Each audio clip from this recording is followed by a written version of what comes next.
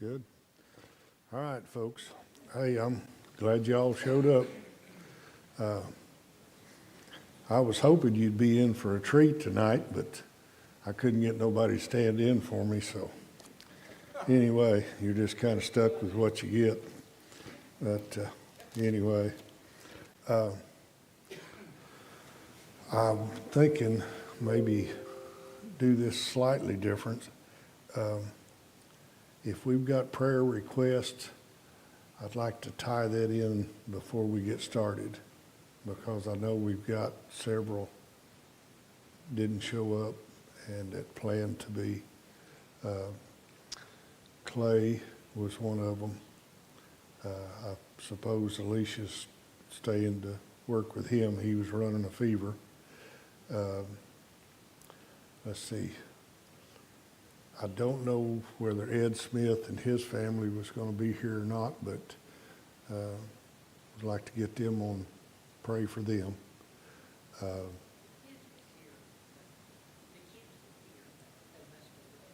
was? Okay. Of course, one that's close to me is Karen's niece. They pretty much, well, they're going to be very soon they're going to be doing that same test that Sherry mother had to do, the bone marrow biopsy. And she had a problem with her knee, and from there they found that I guess I can't say 100%, but they're pretty sure bone cancer. And I think she's about maybe 40, thereabouts, fairly young. Anybody else you can think of right off?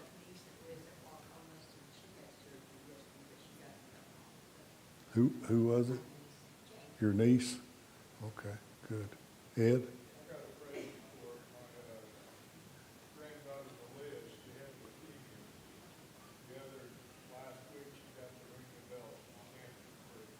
All right, that'll work.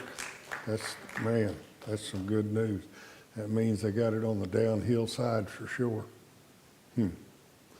Anybody else? Yes, ma'am. Keep my brother Kelly Jackson, my cousin Rick Smith and his wife, and Good. John Speaker and his wife. Good. Good. I'd like to keep them on there. You bet. Yeah.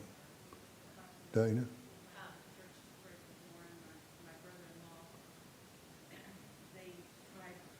they're trying to feed him through a tube from his mouth to his stomach, and it's not working real well. And I was talking to my sister again yesterday, and she said, "Well, he's just pitiful." She said, "Just pray." That's his only way of getting food in him, isn't it? Got to remember that one. Yes, Miss Dana? Pray for Ashley, my daughter. She has a friend named Michael that she used to go to school with here. They went to Prue together for a while, and then they went to Anderson. Put them in Anderson. And he lost, it was an ex-girlfriend, but she died of an overdose. And the only time he mentioned the other day that he told Ashley he remembered going to Vacation Bible School, and she invited him when they were in like 5th or 6th grade, and it's the only time he'd ever been to church. Yeah. So she's been kind of talking with him, going through this, and she's going to try and invite him to church in Tulsa Sunday. So just be praying that God will work on his heart, that he will be accepting to at least go with her. Good. Good. Anybody else? Jerry? We've got a real need coming up this Saturday, and that is, after many months of struggle, Christy Ray is going to be moving into her new home Saturday. Been there cleaning it this week. Now, to accomplish that, we need some strong backs, we need some trailers,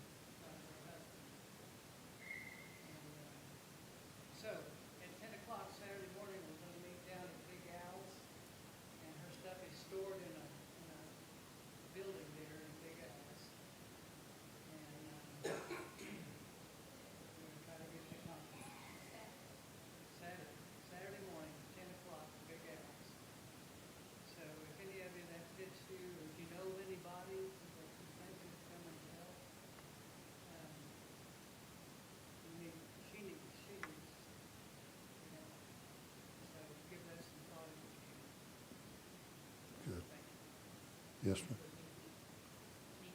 Nikki? Yeah. Is the birthday party still on for Nikki? Hmm. Birthday party situation,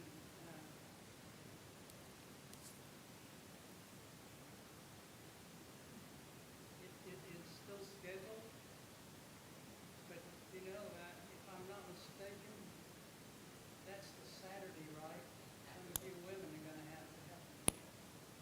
It's the Saturday before we have our Thanksgiving dinner, the following, no, Bill? Is that- No. Huh? Yeah, that's that one. Yeah, next Saturday though is the Saturday after Thanksgiving. I'm gonna be out of town. for my- You've not heard that you can't be? I'm gonna be out of town.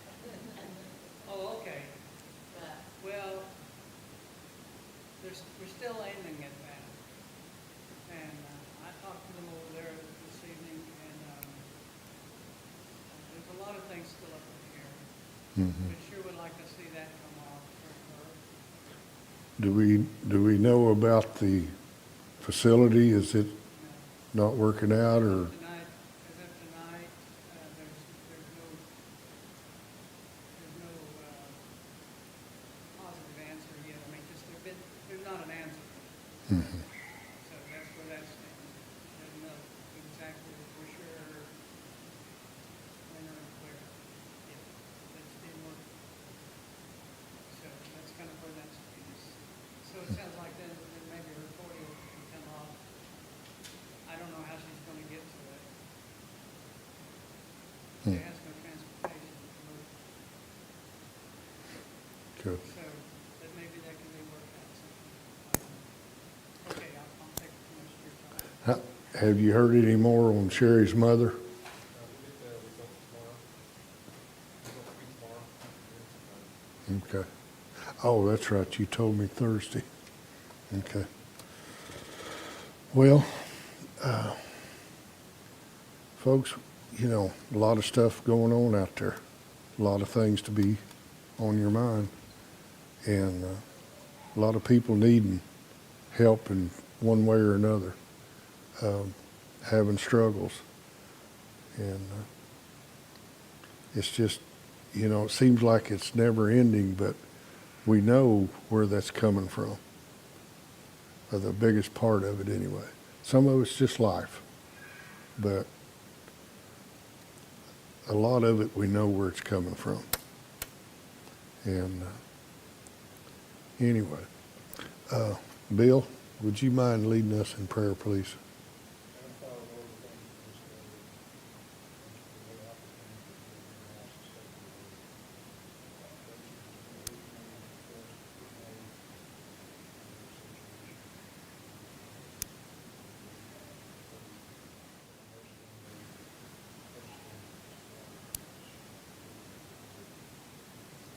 reason for us to get made in this situation. Well, I want to welcome you all here. If we're online, those of you online, I sure wished you'd get on up here, but I hope you get a benefit. I hope things that come through that you need to hear. For those online, this is the Prue First Baptist Church. We're inviting you to study God's Word with us. Tonight's lesson is just Genesis 1. Do you know where you come from? And so many, myself included, so many of us just kind of blow by, get on in, you know, just kind of go through Genesis and go on. And, you know, this is kind of a silly thing, but I learned something just the other day in the process of working on this. I didn't know there was 3 heavens. And when you get to reading that fairly close, you got what's called heaven, birds, clouds, whatnot like that. In the separation, you got moisture there, but it's called heaven. You go on out, further out, where the stars, what we call space, there's a heaven there. But the important one is above that. That's the heaven we want. That's the heaven we want to make it to. Now, God doesn't really tell us much about any of the three heavens. He really doesn't tell us much. That's not, it seems that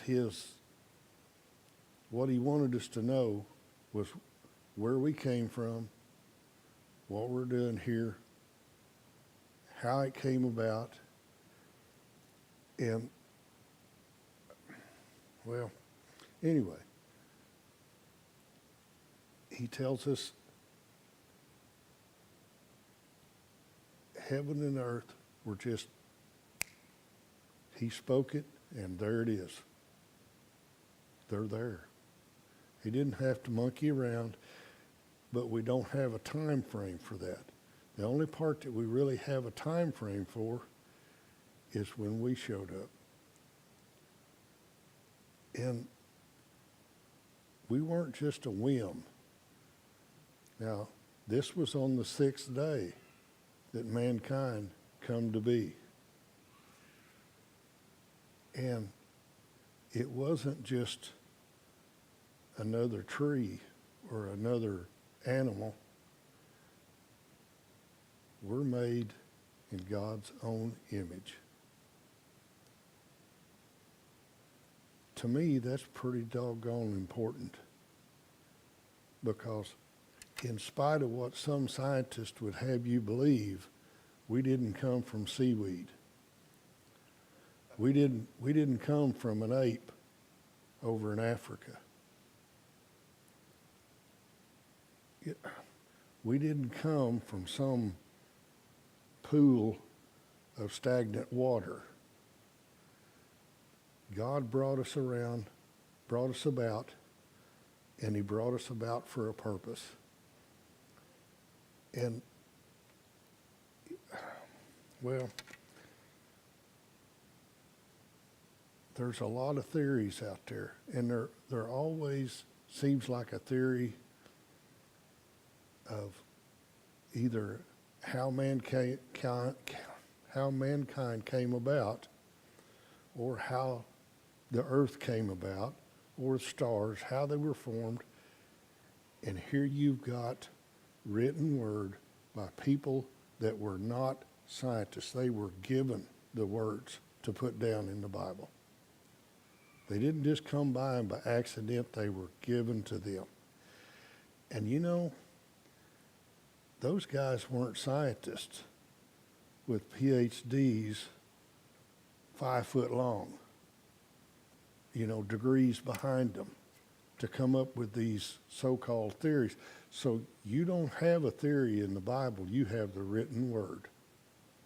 God give this to us, and he give it to us with a purpose.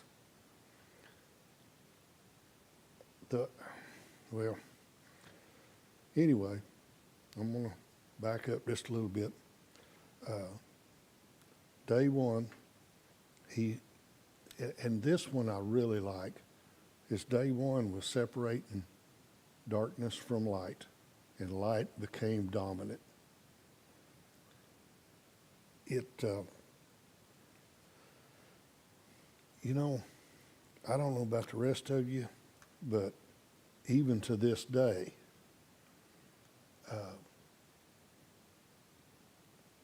it's very uncomfortable to be walking around in the dark. Okay? You're going to try to come up with a flashlight. You're going to try to come up with something. God literally lit the whole place up. And if you think about the size of space, in what little bitty spot we have, and we've got light, and most of it don't, that's a pretty good endeavor. And, well, anyway, then he comes along, second day, let there be firmament, which is airspace, that divided the water on earth from the water in the air.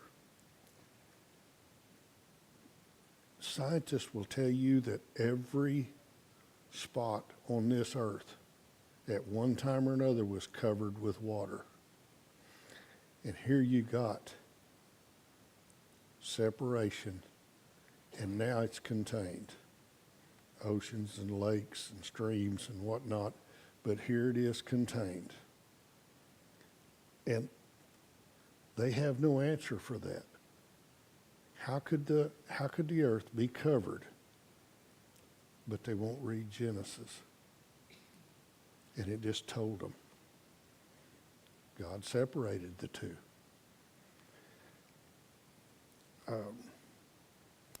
Okay. Day 3, dry land for life. Now, this was plant life, I understand, but it tells you in there that each one was to bring forth its own. It didn't say that an apple tree was going to produce oranges. Each one produces its own. With everything going on in this world, how in the world do some of these scientists come up with us coming from apes? It don't work that way. But anyway,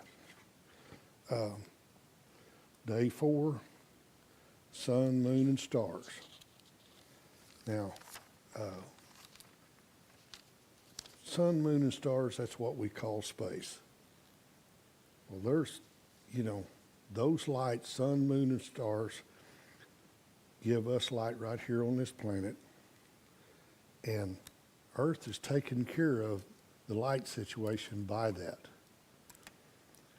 Now, here comes day 5, and now it's animal life.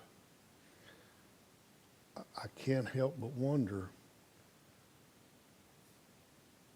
before the light was brought in, was the plants dormant, waiting till the next day? Here we got light, because photosynthesis has to come about for plants to grow. It's just the way it is. But anyhow,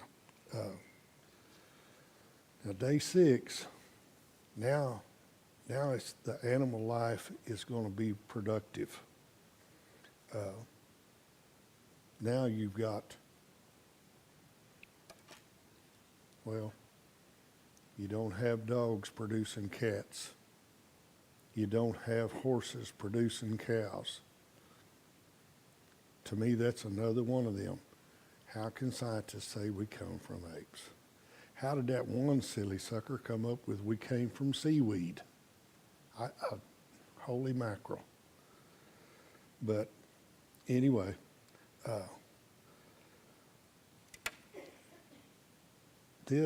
on day 6, this was a totally new creation. Has nothing even similar to it, and that's mankind. There's not another life form on this planet. Not one. We're the only ones that had a thinking mind about tomorrow. We're the only ones that had free will. We're the only ones that would self-govern. And I can't help but kind of be curious. What does this mean to you? Does anybody have a thought on that one? about mankind, There's nothing like us. nothing else like it. Absolutely. God made it. It's right there, black and white. Didn't monkey around about it. He just flat told us. Everything else is theory. That one right there is a statement. One of the strongest statements ever made. God decided he wanted to do this and it happened. We have time frames. 24-hour day. Now, before, when God developed heaven and earth, we don't know what the time frame was in there. Could have been 100 years, could have been 1,000, could have been 1,000,000. We don't know. Doesn't really matter. He didn't express anything, didn't seem to find the need to tell us and explain to us how he come about it, how he did it. Probably wouldn't, myself, I know it wouldn't matter if he told me or not. I ain't smart enough to understand it to start with. It just don't work that way for me. But anyway.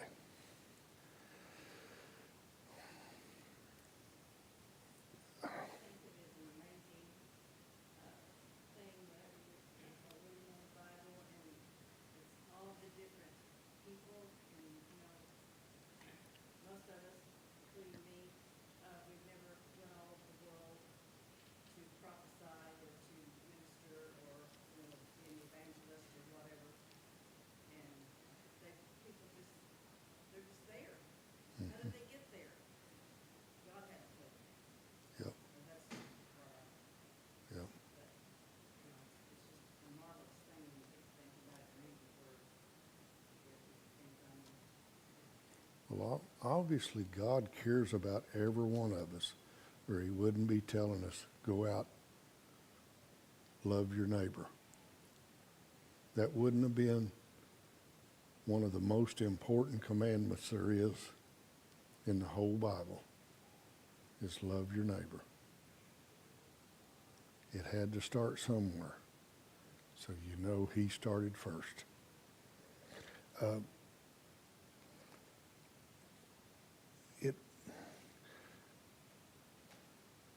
In Genesis, it just that one chapter pretty much covers every situation that you can ever run onto.